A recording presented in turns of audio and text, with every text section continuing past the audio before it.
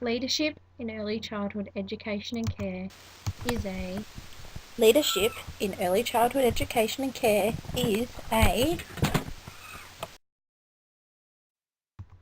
tree. How can a tree, tall, leafy and brown, be a leader or have the characteristics of a leader? Leadership is a process and responsibility that requires attention to multiple roles, functions and people in ways that align with and promote commitment to shared visions and values. It is a conscious choice that someone has made to take on the roles and responsibilities of the service in moving it forward to a shared goal and vision. Leaders in the early childhood education and care setting are not only directors. It is vital that the director has a high leadership quality due to them being the focal point and first contact of the centre. In doing this, they will ensure the centre's culture is warm, inviting, and that they are approachable to fellow staff, family, children, and the broader community. Leaders are more than managers. Leaders help people through empowering and developing others. So, what makes a good leader? Someone who portrays the above qualities of integrity, trust, and respect, has clear goals, clear communication, and focuses on team interests and needs. They stimulate, recognise, support, inspire, and encourage, and they demonstrate through good example, expectation, experience, and vision. They know what is expected of them, their roles and responsibilities as a leader, and to perform them to the roles and responsibilities of a leader in the early childhood education and care setting are not clear-cut according to ASIQA. The educational leader has an influential role in inspiring, motivating, affirming, and also challenging or extending the practice and pedagogy of educators. It is a joint endeavour involving inquiry and reflection, which can significantly impact on the important work educators do with children and families. The role of the leader is covered in the National Quality Area 7, Leadership and Service Management in the National Quality Standards, focused on in Standard 7.1 and Element 7.1.4.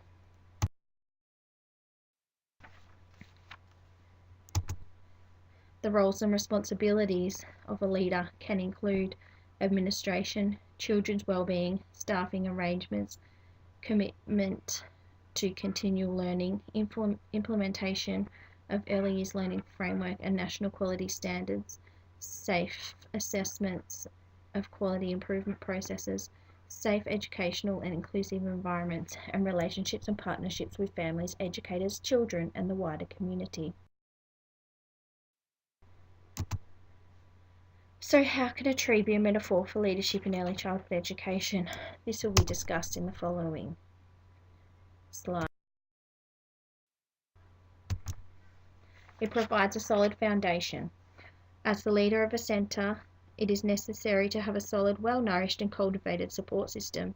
This allows you to draw on resources when needed to support and assist your team members. These resources can include, but are not limited to, behaviour specialists, community connections, professional development contacts, Indigenous leaders, parents and other staff with expertise. Having a solid root system in place prevents you from being uprooted at a time of need, conflict or stress. Just like a tree in trying conditions of extreme weather, such as drought or wind, drawing on its root system for strength, support and nutrition. Sometimes we all need a bit of manure to make us stronger. It balances protection with growth. One of the benefits of a tree is shade. Shade can work in two ways. It can help protect someone from the sun, or it can stunt the growth of smaller plants. A leader needs to balance the right amount of guidance with opportunity. This means allowing access to the correct amount of information and resources, but not letting them get overwhelmed in the process. Any new tree starts off vulnerable, and if it is too much shade or sun, it won't last long. A leader needs to know their staff, their strengths, weaknesses, and understandings to ensure they get the balance right.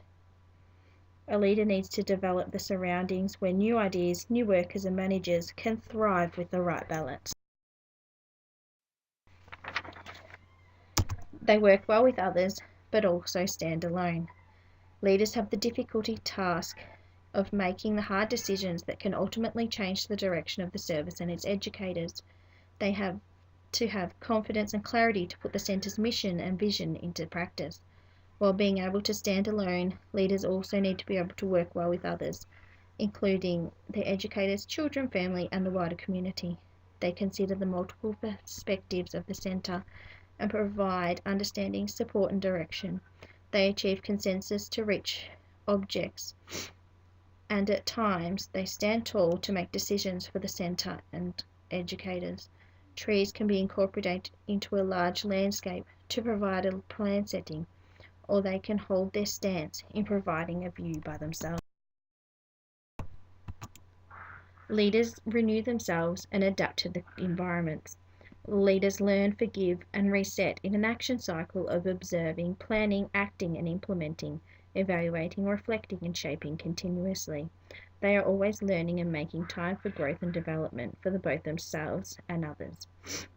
Leaders are learning continuously. They can adapt, be flexible, flourish, take risks, problem solve, and in turn grow again.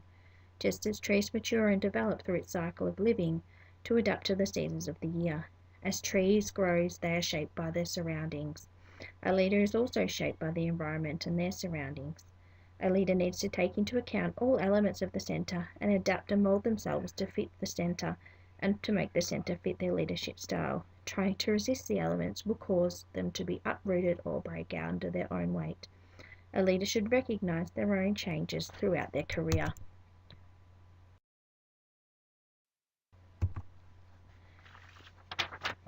Leaders strive for new heights. Branches on the tree expand from a solid trunk. They reach out left, right, and above.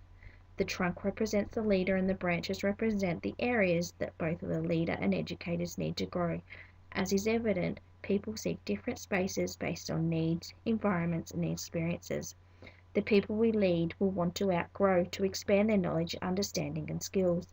We as leaders should be like the solid trunk that gives those that seek new spaces support and a home base. Leaders should also be confident to draw on others to assist them to fill the knowledge spaces in their tree.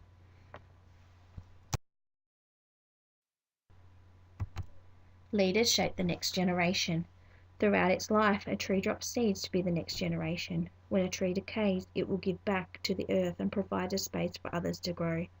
Likewise, throughout a leadership's contract, they drop seeds of knowledge and example, guiding and modelling for not only the educators but the children observing too.